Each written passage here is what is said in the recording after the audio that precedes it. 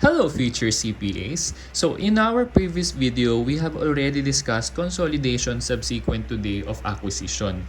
For today's video, we will now discuss intercompany transaction, specifically the intercompany transaction or intercompany sale of inventory. Usual to na nangyayari sa business combinations in which the acquirer acquires a company that belongs to the same industry. So, ibig sabihin si parent and subsidiary, they belong to the same industry. And therefore, it is likely na nagpapasahan sila ng inventory through intercompany sale kasi nga in the same industry sila, so same lang yung nature ng kanilang inventory. And then, the other company, which is the buying affiliate, would be selling the said inventory to the third parties. So, from a financial accounting and reporting perspective, si parent company and si subsidiary company, they are only viewed as a single entity. So, since they are viewed as a single entity, the sale of inventory, for example, from parent to subsidiary is what we call an intercompany sale. From the word itself, intercompany meaning internal. So, kailangan ma-eliminate natin yan unless si subsidiary nabenta na niya yung inventory na yan sa third parties. So it is as if nabenta na ni parent yung subsidiary sa third parties pag nabenta na ni subsidiary yung inventory na binili niya from parent sa outside parties. So, hindi yung whole intercompany sale of inventory, hindi lahat ng inventory na intercompany sale is i-eliminate natin. Ang i-eliminate lang natin is yung nananatiling inventory sa loob ng entity. Kasi technically, hindi pa rin yan nabibenta dahil the inventory is still within the realm of single entity. Kapag si parent company nagbenta ng inventory pababa kay subsidiary, ang tawag natin doon is downstream transaction. Kapag naman si subsidiary ang nagbenta pataas kay parent company, ang tawag naman natin doon is upstream transaction. Sa downstream transaction, ang tawag natin kay parent is the selling affiliate. Siya yung nagbenta. At ang tawag naman natin kay subsidiary is the buying affiliate. The opposite is true with the upstream transaction. Sa upstream transaction, ang tawag natin kay parent is the buying affiliate. And ang tawag naman natin kay subsidiary is the selling affiliate. So, ito yung sa downstream transaction. Same concept applies with an upstream transaction in which si subsidiary nagbenta ng inventory kay parent. Since they are just viewed as a single entity on our consolidated financial statements, kailangan ma-eliminate natin yung sale na yan. Unless si parent company, mabenta na niya yung mga inventories na yan sa outside parties. Then that's the only time na nagiging valid siya. Kaya ang i-eliminate lang natin na intercompany sale of inventory ni subsidiary kay parent is yung matitira sa ending inventory ni parent kasi nasa loob pa siya ng single entity. So technically, hindi pa siya considered as a valid sale. Pwede mo ring isipin na si buying affiliate or yung napagbentahan sa intercompany sale of inventory, sila yung parang nag-act as sale agent ng selling affiliate. Bakit sale agent? Kasi parang binebenta lang nila yung inventory sa outside parties para dun sa selling affiliate. Sa downstream transaction, si subsidiary, binebenta niya yung inventory sa outside parties in favor of the parent company. Sa upstream transaction, binebenta ni parent company yung inventory ni subsidiary sa outside parties. So parang in behalf of subsidiary company. Okay? Kasi later on, pag-aaralan din natin yung consolidated cost of goods sold. And ultimately, sa consolidated cost of goods sold, ang tinatrack lang natin is yung cost of goods sold ni selling affiliate, which is si parent company and si subsidiary company. So again, for example, si subsidiary company, yung portion na nabenta na niya sa third parties, yan na yung tinatawag natin na valid sale.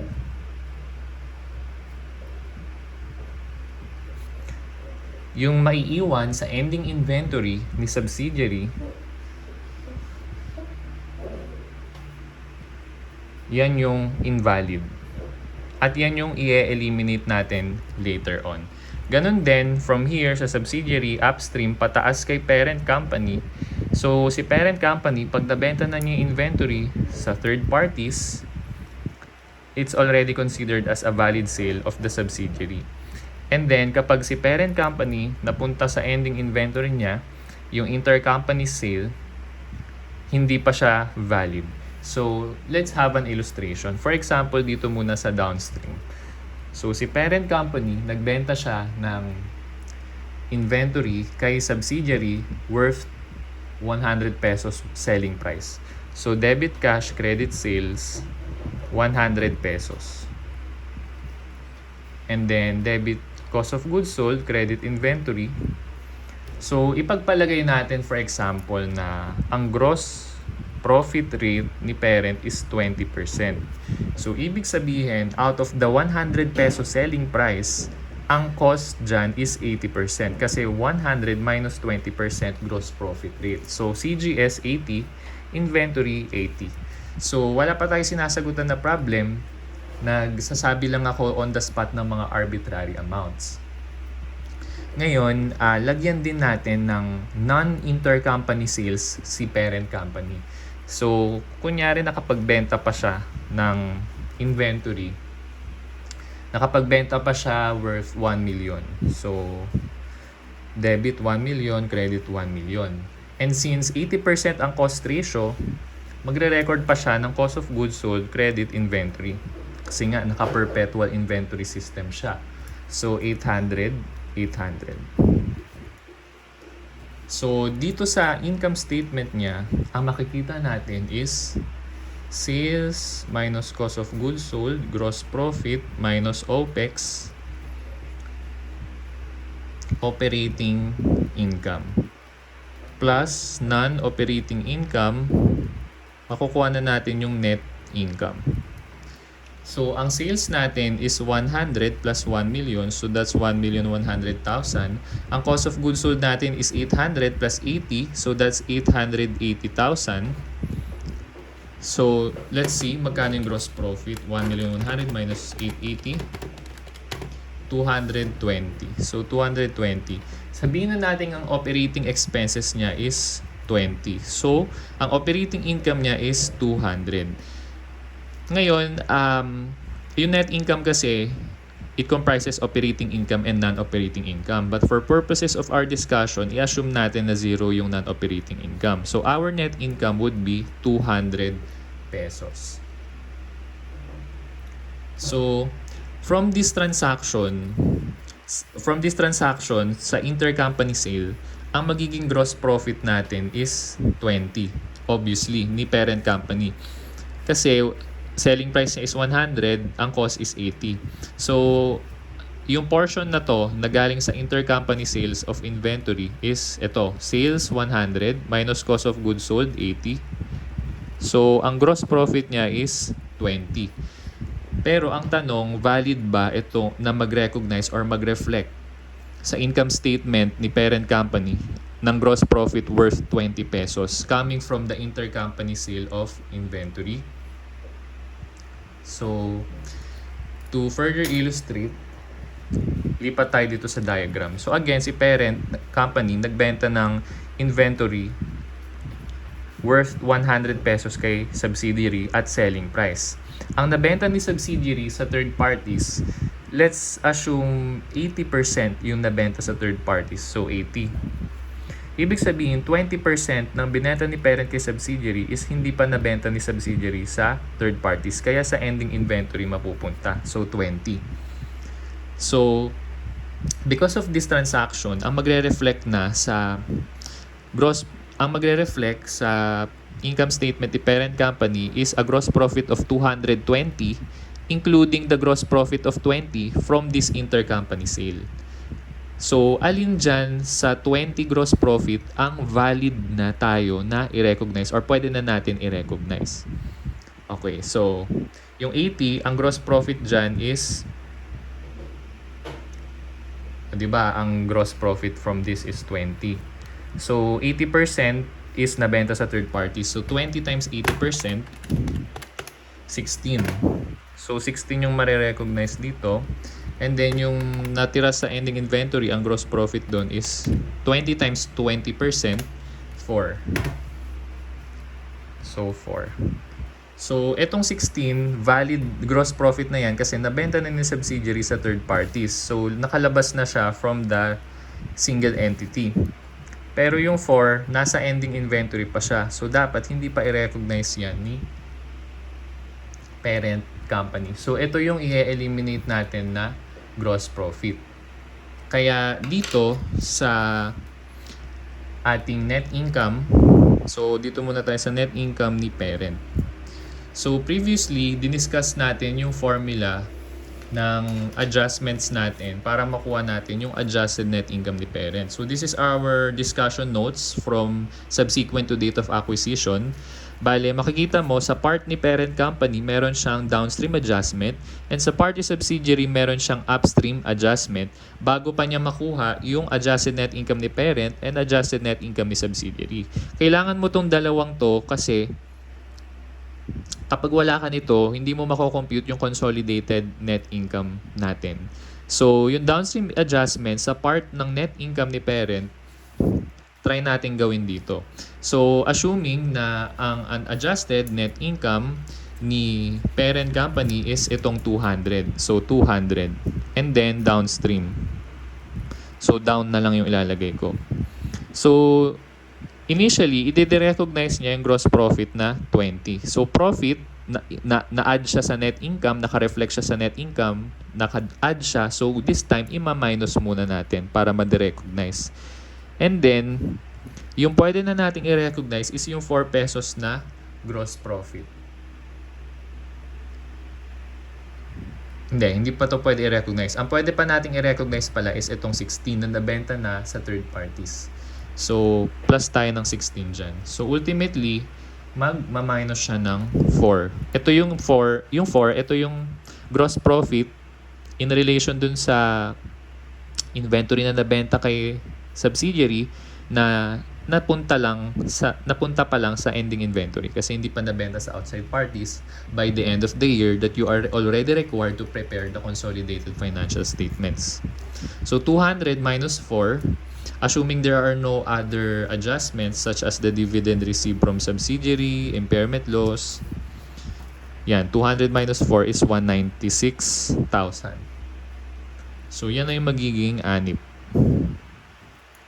So, that's for your downstream transaction. Yung treatment natin sa upstream is magiging same lang. Pero, let's still have an illustration. So, for example naman, si subsidiary, nagbenta siya kay parent company. So, mag-debit cash siya, credit sales. Sabihin na natin worth 100 pesos pa din. Pero ang this time, ang debit CGS credit inventory niya, let's assume that the gross profit rate of subsidiary is 25%. So, ibig sabihin, ang cost ratio niya is 75%. Kaya, kung nagbenta siya ng 100, ang cost niyan, 75. So, debit CGS 75, credit inventory 75. Lagyan din natin siya ng other or non-intercompany sales. So, ang non-intercompany sales is subsidiary. Say for example, okay, debit cash, credit sales, 500. Tapos, debit cost of goods sold, credit inventory, 375. Yan. So, sa income statement ni subsidiary, magre-reflect sa sales niya, sa CGS, sa gross profit, and ultimately sa operating income, yun nangyaring intercompany sale in which may kailangan tayong i-eliminate, which is yung matitira sa ending inventory. So, yung sales niya is 500 plus 100 intercompany sales, so that's 600. Cost of goods sold, 375 plus 75 from intercompany sale, 450. So, ang gross profit niya from the sales as a whole is 150. Sabihin na natin ang operating expenses niya, for example lang, is 50. So, 100 yung operating income. Let's assume na walang operating income. Ang net income niya is 100. Okay, so ngayon, from the intercompany sale, ang nag-reflect sa income statement na sales is 100. Tapos sa intercompany cost of goods sold, 75. Kaya ang gross profit niya from this intercompany transaction is 25. Yung gross profit na 25, hindi niya pa pwede yan, yung gross profit na 25, naka-reflect na yan sa net income niya na 100. Kapag nagsagot kayo ng problem, ang amount ng net income na ipapakita sa iyo is itong nasa ibaba ng income statement. And naka-reflect dyan yung galing sa intercompany transaction. So sa part na ni subsidiary, ang gross profit niya from the intercompany transaction is 25. Let's say for example, so di ba nagbenta si subsidiary kay parent ng 100. Tapos, ang nabenta na ni parent sa outside parties is 60. So, ibig sabihin, 40% is napunta sa kanyang ending inventory. So, yung gross profit na 25 coming from the intercompany transaction, 60% dyan valid na. So, 25 times 60 is 15. Lagyan ko na ng GP para hindi kayo malito. And then 25 times 40% unsold or napunta sa ending inventory is 10. So, ibig sabihin, itong 10 GP na yan, hindi pa natin pwedeng i-recognize. Pero since naka-reflect na siya dito sa income statement, i-adjust na lang natin from the net income. So, assuming na ito yung net income ni subsidiary, so dito ko lalagay sa taas. So, ang net income natin or an adjusted net income is 100. An adjusted net income, subsidiary, 100. And then, due to upstream transaction, we will eliminate first the gross profit of 25. And then, yung pwede nang i-recognize is 25 times 60% sold to third parties is 15 GP. So, ultimately, yung net income na 100, binawasan niya ng 10. Kasi 25 minus 15 is 10. Kaya 100 minus 10, ang adjusted net income ni subsidiary, assuming there are no other adjustments, is 90. So, yan yung effect ng intercompany sale of inventory sa net income. So, I hope you already understand. Now, we will proceed with computation of your consolidated cost of goods sold. So, dito mas magiging medyo mahaba yung discussion natin. Kaya this video would only be purely discussion. So, sa separate video tayo magsasagot ng problems. So, pwede kasing hingin sa inyo, itanong sa MCQ question, how much is the consolidated cost of goods sold? So, para hindi na tayo mahirapan, we will only use the same illustrations here. So, ang cost of goods sold ni parent, coming from the yung whole pa lang isulat natin. So, ang cost of goods sold ni parent, according to the income statement is 880. Kay subsidiary naman, 450. So, 450. Ang gross profit rate ni parent company is 20%. Mahalaga yung gross profit rate. I'll explain later why. Kay subsidiary, 25%.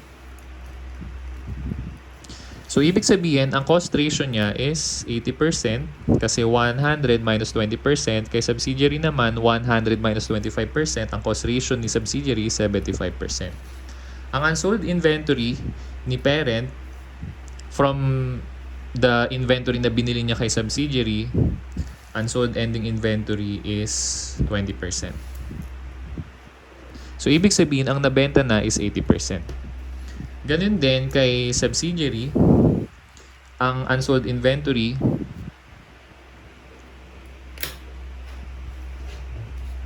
wait lang. Dito si parent as a buying affiliate. So dito, kaya yung unsold pa niya na portion is 40%. So dito, unsold ending inventory 40. So ibig sabihin, ang sold inventory is 60. So etong part na to kay parent, this is from the upstream transaction. So unsold 40, sold 60. Kay subsidiary, from the downstream transaction, since si subsidiary ang buying affiliate, so sa kanya natin itatrack yung ending inventory. 80% nabenta na sa third parties, so 20% unsold. So ito, income statement sales. So ang income statement sales ni parent is 1,100,000. And ang income statement sales ni subsidiary is 600. Intercompany sales ni parent, 100. Intercompany sales ni subsidiary, 100. So, unahin na natin i-explain paano i-compute yung consolidated sales. Isingit lang natin dito sa discussion. So, ang makikita mo sa problem na presented consolidated or sales ng bawat constituent is 1,100,000 and 600. So, basically, i-add mo yan and then ima-minus mo lang basically yung intercompany sales. So, ultimately, 1,100,000 plus 600, that's 1,700,000 minus 100, 1,600,000 minus 100, 1,500,000. So, ang correct consolidated sales mo is 1,500,000. So, ganun lang kasimple mag-compute ng consolidated sales. But the computation of the consolidated cost of goods sold would be a more complicated one. So, move on na tayo. Ang formula ng consolidated cost of goods sold is income statement cost of goods sold ni parent, which is yung 880, and then income statement cost of goods sold ni subsidiary, which is 450. Ima-minus natin yung invalid intercompany cost of goods sold during the current year. So, ito yung mga unsold ending inventory. And then, invalid intercompany cost of goods sold in the prior year. So, kung nagkaroon itong dalawang kumpanyang to ng intercompany sales in the previous year, meron pa rin yung effect in the current year na kailangan ma-address pa rin natin. So, again, on our downstream transaction, ang cost of goods sold ni parent is 80. Ito siya. Ang cost of goods sold ni subsidiary, hindi, sige, kay parent muna. Ang selling price ni parent is 100. Ang unsold ending inventory niya, sige, so mamaya. Bale, yung 100 na selling price ni parent, since binenta niya yan kay subsidiary, yan yung inventory na i-record ni subsidiary sa books niya. Pero hindi naman lahat yan is nabenta. Bale, pag binenta na ni subsidiary yan sa outside parties, ang magiging selling price na niya is 100 divided by 75 cost ratio ni subsidiary. Let's try. 100 divided by 75 is 133. So, assuming 100% is nabenta niya sa third parties, 133.33 dito. Ngayon, ang unsold ending inventory niya, sabi natin, is 20%. So, 100 times 20%, ang ending inventory ni subsidiary from the intercompany sale is 20. Pero, from the point of view of parent, since nakastate to at selling price from the perspective of parent, kailangan i-state natin at cost. So, ang cost from the perspective of parent company is 20 divided by, or 20 times 80%. Kasi cost ratio ni parent 80%. So, 20 times 80%, 16. So, kanina sabi natin, pwede mong isipin na si buying affiliate, in this case of downstream, ang buying affiliate natin is si subsidiary. Pwede mong isipin na selling agent lang siya. Yun yung binanggit natin kanina dito, di ba? And then ultimately, ang tinatrack natin is yung amounts from the point of view ni selling affiliate, in this case, sa downstream si parent. Kaya, ang masusunod dapat na ending inventory, amount of ending inventory is 16. So, ibig sabihin, yung ending inventory natin by the end of the year is overstated ng magkano? 4 pesos. Overstated ng 4 pesos.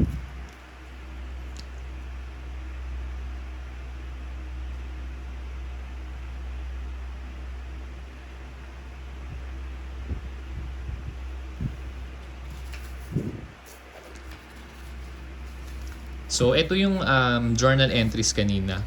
Kinopya ko na lang. Ito yon, yung cash, sales, CGS inventory. Ito yon from the intercompany. Ngayon, ano ang magiging journal entry ni subsidiary? So, on our downstream transaction kanina, ang magiging journal entry ni subsidiary, di ba, binenta na ni parent kay subsidiary. So, magre-record si subsidiary ngayon ng debit inventory, credit cash, 100. Napansin nyo, 100 na yung nirecord ni subsidiary na inventory. Pero sa point of view ni subsidiary, naka-cost yan. Pero sa point of view ni parent, yan yung selling price niya. So, yung selling price ni parent, cost yon ni subsidiary. Okay? So, ngayon, pag si subsidiary, binenta yan sa outside parties, papatungan pa niya ng kanyang gross profit rate. Ang gross profit rate ni subsidiary is 25%. Okay. Ang gross profit rate ni subsidiary is 25%. So, 100 divided by 25%. So, ang magiging selling price niya, 75% cost ratio. So, ang magiging selling price niya is 133. So, ito pa rin yun yung kanina. Pero, ang nabenta niya daw ni subsidiary is 80%. So, times natin sa 80%. So, 106.67. Kaya sa journal entry natin, magre-record siya ng debit cash, credit sales, na nabenta niya sa outside parties, 106.67, 106.67. Tapos, magre-record din siya ng cost of goods sold and inventory na, so since cost of goods sold from here, out of the 100 peso na inventory from the parent company, 80% yung nabenta niya. So, ibig sabihin, ang magiging cost of goods sold niya is 80. Debit CGS 80, credit inventory 80. So, as you can see, sa side ni parent, nag-record siya ng cost of goods sold. Sa side ni subsidiary, nag-record na naman siya ng another cost of goods sold. So, ang ultimate na goal natin sa intercompany transaction, una sa lahat, ito, dapat ma-eliminate natin yan. Hindi totoo yung cost of goods sold na yan kasi nag-record na si parent na cost of goods sold. Pag nag-record pa ulit si subsidiary, madodoble. Pero gagawin yun ni subsidiary syempre kasi sarili niyang libro. Pero at the end of the year, upon preparation of consolidated financial statements, i-eliminate natin tong cost of goods sold na yan. Ito, hindi lahat yan valid kasi hindi pa lahat ng inventory nabenta na ni subsidiary sa third parties. So, technically speaking, ang dapat lang na i-recognize ni parent na cost of goods sold is, 'di ba, sabi natin, ang nabenta ni subsidiary is 80%. So, 20% hindi pa nabenta. So, 80 times 20%, 16. Yung 16 dyan sa 80, hindi pa niya dapat i-recognize. Kaya ang dapat lang i-recognize na cost of goods sold ni parent is 64. Kasi 80 minus 16, 64. Pero anyways, now let's introduce the working paper elimination or eliminating entry. So, in our previous discussion, ito from our consolidation on the day of acquisition, we introduced to you our first free working paper eliminating entry. And during our discussion sa subsequent to date of acquisition, we introduced the fourth working paper eliminating entry, which is to eliminate intercompany dividends. So, ang magiging fifth working paper eliminating entry natin is to eliminate the intercompany sale of inventory. So, magkano nga ba? And ano nga ba yung journal entry? So, since si parent company nag-record siya ng credit sales, para i-eliminate yan, magde-debit tayo rito ng sales. Tapos, mag-credit tayo ng cost of goods sold. So, since nag-debit si subsidiary ng cost of goods sold, para i-eliminate natin, i-credit naman natin ngayon. Tapos, ang last na i-eliminate natin is inventory. So magkano ba yung inventory na dapat nating i-eliminate? From the point of view of the subsidiary, ang cost of goods available ang cost of goods available for sale niya is 80. 80 ba? Hindi. 100. Yung binili niya from parent. Tapos, ang nabenta niya dyan is 80. So, lalagay ko 80. Kaya, ang ending inventory niya is 20. Pero, from the point of view of the parent company, dapat, ang ending inventory lang natin is 16. No? Kasi, from the point of view of parent company, again, may patong pa siya dyan na gross profit rate. So, kailangan tanggalin natin dyan yung gross profit from the point of view of parent company, which is 20%. So, 20 times cost ratio na 80%, so 16. So, ang true ending inventory is 16. So, i-eliminate natin yung 4 na inventory. Kasi kapag pinrepair na ni company or ng dalawang kumpanya na yan, yung consolidated inventory sa consolidated financial statement of position, ma-overstate kapag 20 ang nirecord niya. So, dapat bawasan natin ng 4 dito sa working paper eliminating entry natin. So, yung sales, ito yon yung 100. So, eliminate. And then, credit inventory 4. Yung balancing figure sa cost of goods sold would be 96.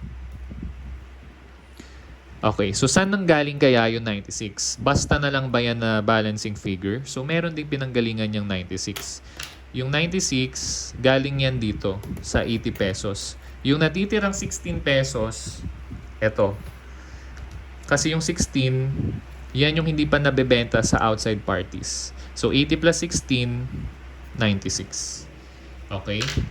So, ganun siya nangyari.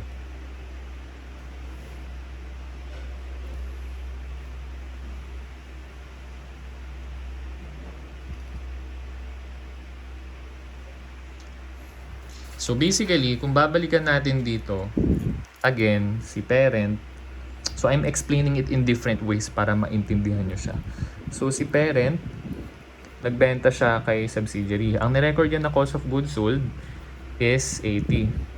Si subsidiary, nagbenta siya sa outside parties. Ang nirecord niya na cost of goods sold is 80 pa din. So baka nalito kayo, bakit parehas? So hindi siya comparable amounts ha. Kasi itong 80 na to, from the point of view ni parent, is selling price.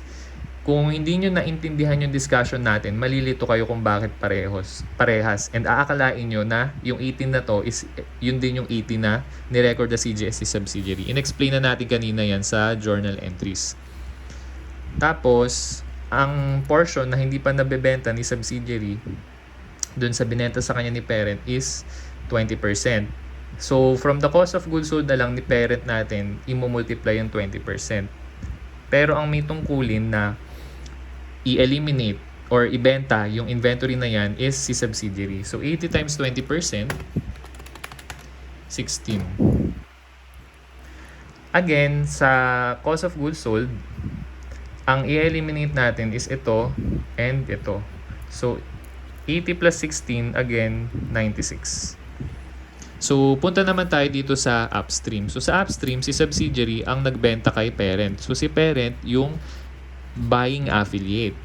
Ang nirecord ni subsidiary na cost of goods sold is 75. Kasi 75 ang kanyang cost ratio. Ang binenta niya na inventory is worth 100 pesos. So, since yung 100, binenta niya yan kay parent, yan ang i-record niya sa kanyang inventory. So, assuming na 100% babebenta ni parents outside parties, magre-record siya ng 100 pesos na cost of goods sold. Tapos ang re-record niya na sales is, syempre, papatungan niya nung kanyang gross profit. So, that's simply 100 divided by, parang i-gross up natin dito sa 80% since, ito. Cost ratio niya na 80% ni parent. So, 100 divided by 80%, 125. So again, yung selling price ni selling affiliate, cost of goods sold lang ni buying affiliate. Pero ultimately, ito yung amount na tinatrack natin. So by the end of the year, ang unsold ending inventory ni parent as the buying affiliate is 40%. So 100 times 40% is 40. Pero from the point of view of subsidiary, which is the selling affiliate, selling price niya pa yan, yung 40. So ita-times natin sa 75% cost ratio ni subsidiary. So 40 times 75% is 30. So ito yung totoong ending inventory.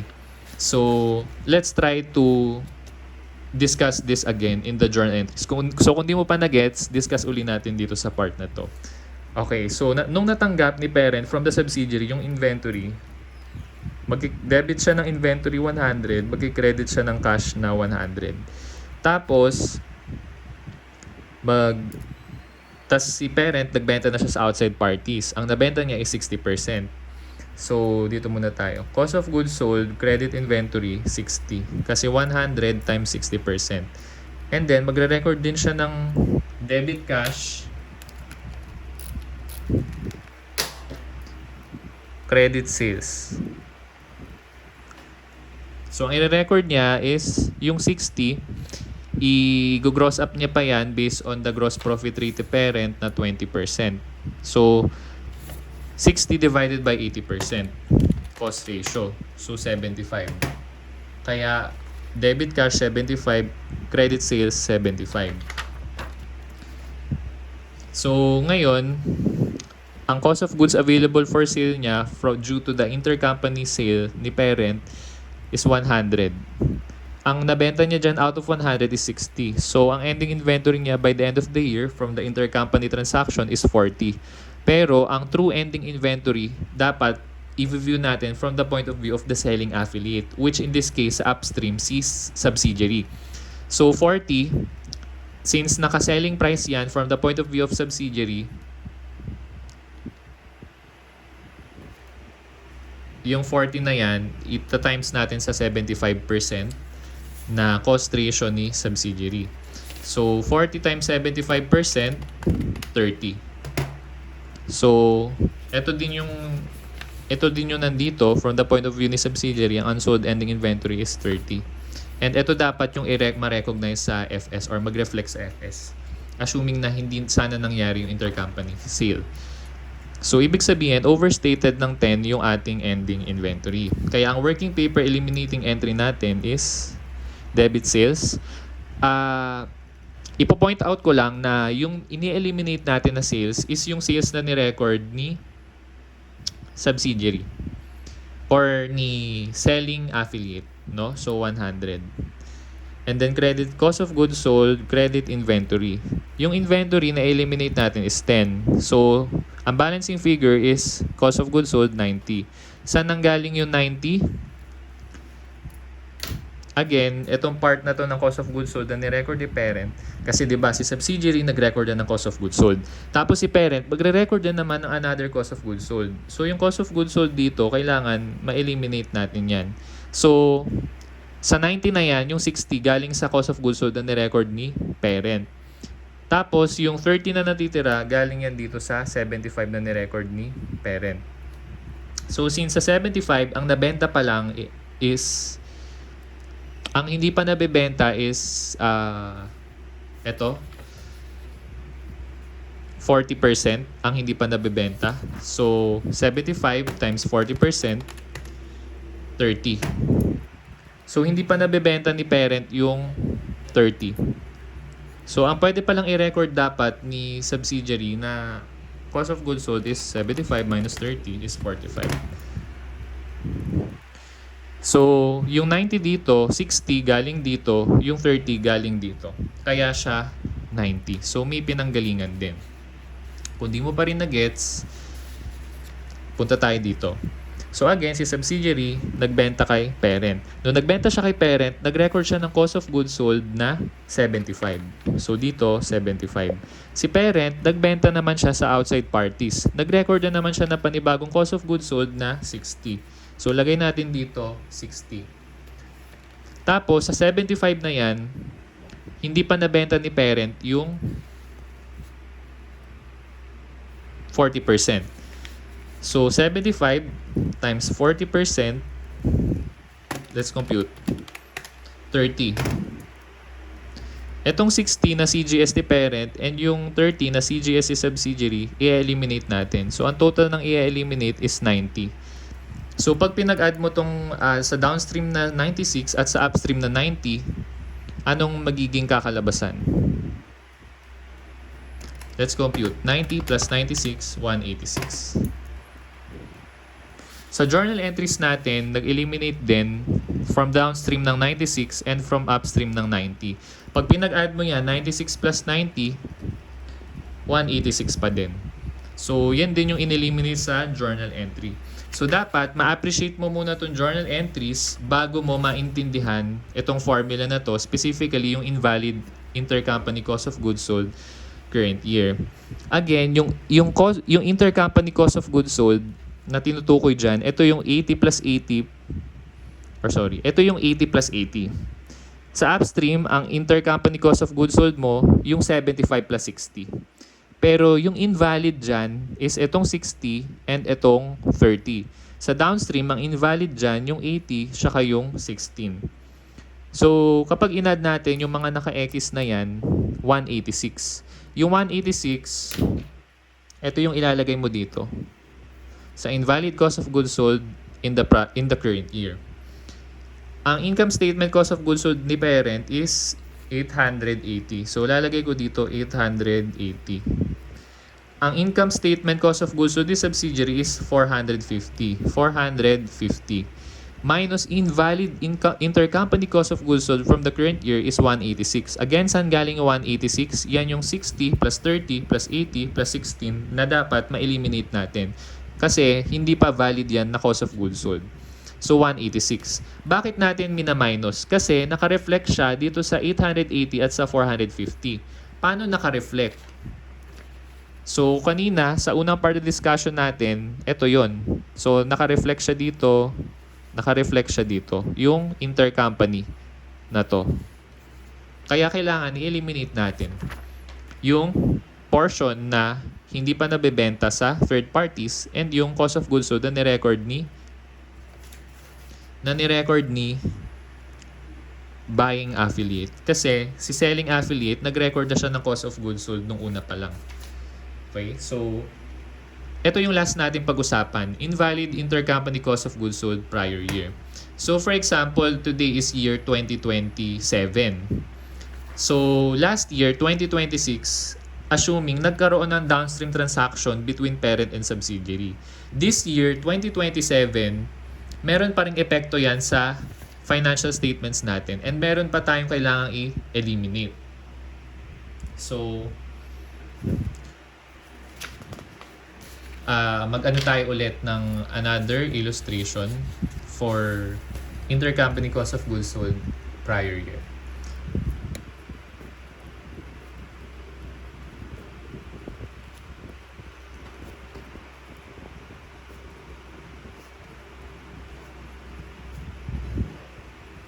So, ang assumption natin or example or illustration natin is downstream. So, si parent, okay, so, kunyari, nakapagbenta siya kay subsidiary ng goods worth 50 pesos selling price. So, debit cash 50, credit sales 50. Tapos, since ang kanyang cost ratio is 80%, based dun sa illustration natin kanina, 80% pa rin yung gross profit ratio niya, for example, in the prior year. So, 50 times 80%, that's 40. So, debit CGS 40, credit inventory 40. So, nung natanggap ni subsidiary yung inventory from the parent, magre-record siya ngayon ng debit inventory, credit cash na 50. So, debit 50, credit 50. And then, for example, ang nabenta niya dyan is 90%. So, 90% sold, 10% unsold. Okay, so ibig sabihin, magre-record siya ng debit CGS credit inventory na 50 times 90% sold. So 50 times 90% sold, that's 45. So debit CGS 45, credit inventory 45. And syempre, magre-record din siya ng corresponding cash and corresponding credit on sales based dun sa kanyang selling price. So yung 50, i-gross up natin. by the cost ratio of subsidiary of 75% divided by 75%, 66.66. Pero ang nabenta lang is 90%. So times 90%, 59.99, round off natin sa 60. So debit cash 60, credit sales 60. By the end of the year, ang ending inventory niya from the intercompany transaction, since out among the 50 inventory, 45 lang na benta, so 5 na lang yung ending inventory from the point of view ni subsidiary. Yan. So, yung 5 na ending inventory, di ba? Itong transaction na to nangyari nung prior years. So, 2026. So, ngayong 2027, anong magiging impact niyan?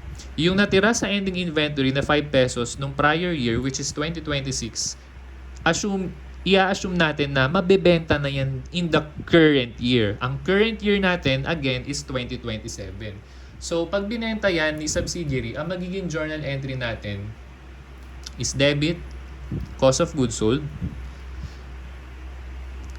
debit cost of goods sold, credit inventory na 5 pesos.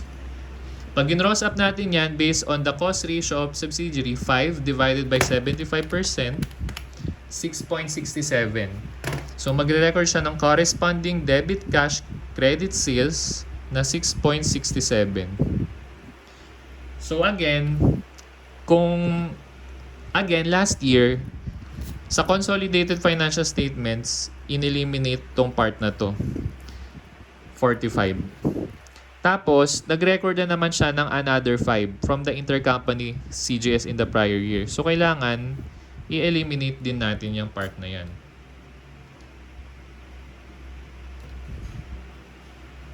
So, ano ang ating magiging working paper eliminating entry? So, kanina, ang working paper eliminating entry natin is debit sales, credit CGS, credit inventory.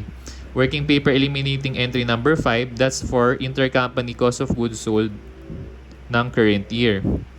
Ang magiging working paper eliminating entry natin, number 6, would be to eliminate the intercompany cost of goods sold in the prior year.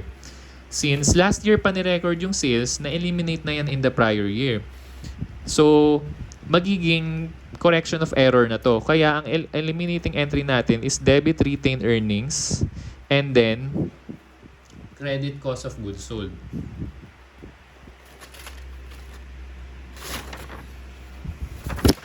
So, magkano yung i-eliminate natin?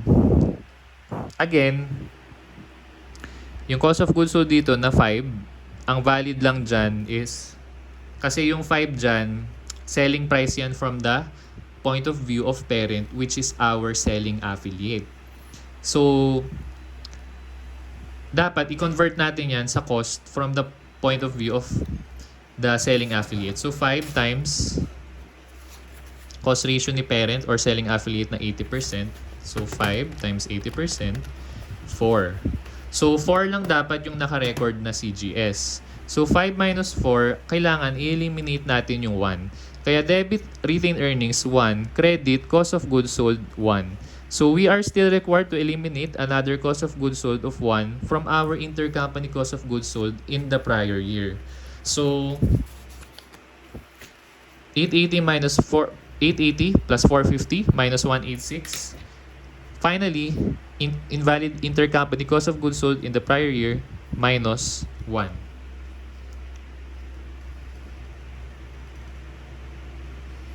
So, let's finally compute magkano yung consolidated cost of goods sold natin. 880 plus 450 minus 186 minus 1. So, ang sagot natin is 1,143,000. Cost of goods sold, 1,143,000. So, that's our discussion for intercompany sale of inventory and consolidated cost of goods sold. Bago tayo matapos, sulat natin ano yung formula for invalid intercompany cost of goods sold for the current year para masulat nyo rin sa notes nyo. So, ito na yung ating JL formula. Invalid cost of goods sold current year. So, CGS of buying affiliate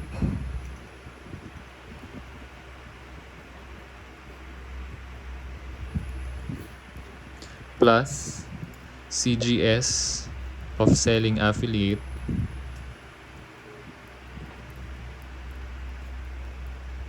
times percentage unsold of buying affiliate.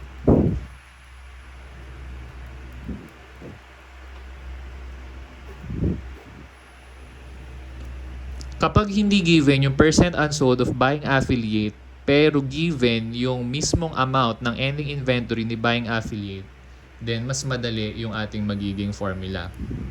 So, lalagyan ko or. Same pa rin dito, CGS of buying affiliate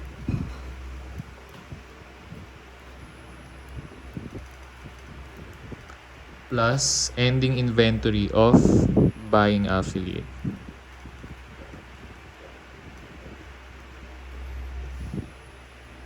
So, kapag upstream transaction, ang buying affiliate natin, okay. Hindi, sige. Downstream muna. Pag downstream transaction, again, our selling affiliate is parent. So, yung selling affiliate dyan, si parent kung downstream. Ang buying affiliate, pag downstream, si subsidiary. So, dapat alam nyo na rin sa upstream, sinong buying affiliate, sinong selling affiliate. Para you can make use of this formula. And finally, the formula for invalid cost of goods sold in the prior year is beginning inventory of buying affiliate,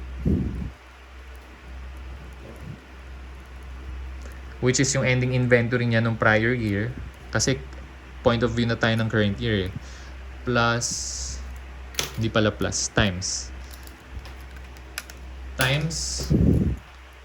gross profit rate of selling affiliate.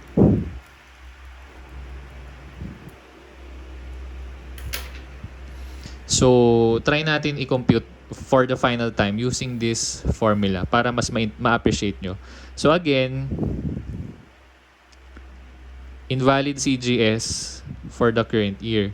So, kung dalawa yung naging intercompany transaction nyo, isang downstream, isang upstream, then dalawa yung magiging invalid CGS current year nyo. So, ang i-compute muna natin is for the downstream. Ang cost of goods sold, the buying affiliate for the downstream is itong 80. So, lagay ko dito 80 plus CGS of the selling affiliate. Ang CGS ng selling affiliate, again, is 80. So, 80 times percentage unsold of the buying affiliate. Ito si buying affiliate. Ang hindi pa niya nabenta is 20%. So, 80 times 20%.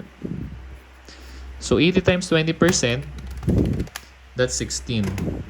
So, yung part na to, 16. Kaya 80 plus 16, 96. That's for the downstream. Ngayon, paano pag upstream? So, ito yon yung upstream. CGS of buying affiliate. Ang buying affiliate natin pag upstream is si parent. So, 60. Ito yung 60 na yon, CGS. Plus, CGS of selling affiliate. Ang selling affiliate natin pag upstream si subsidiary. Ang CGS na nirecord niya is 75. So, 75 times percent unsold of buying affiliate. Ang unsold niya is 40%. Ito yon, 40%. 40%. So, yung 75 times 40%, 30. Kaya 30 plus 60 equals 90. So, 90 plus 96, ito din yung 186. So, to simplify everything, ito yung formula natin. Okay? Ngayon naman is dito tayo sa prior year example natin. Again, ang beginning inventory ni buying affiliate is 5. Kasi 'di ba yung kanina, saan na ba 'yun? 'Di ba 50? So 50 to. Tapos ang nabenta 45. So ang ending inventory niya in the prior year is 5. Yun yung beginning inventory natin for the current year. So 5 times gross profit of selling affiliate. So since downstream to, ang selling affiliate natin is si parent. Si parent, ang gross profit rate niya is 20%. So 5 times 20%, 5 times 20% is 1. Kaya 1 yung invalid intercompany cost of goods sold natin from the prior year. Kaya ito, 1. So that concludes our discussion for intercompany sale of inventory and consolidated cost of goods sold. Thank you so much for watching, and our problem would be on a separate video. Goodbye for now, future CPA.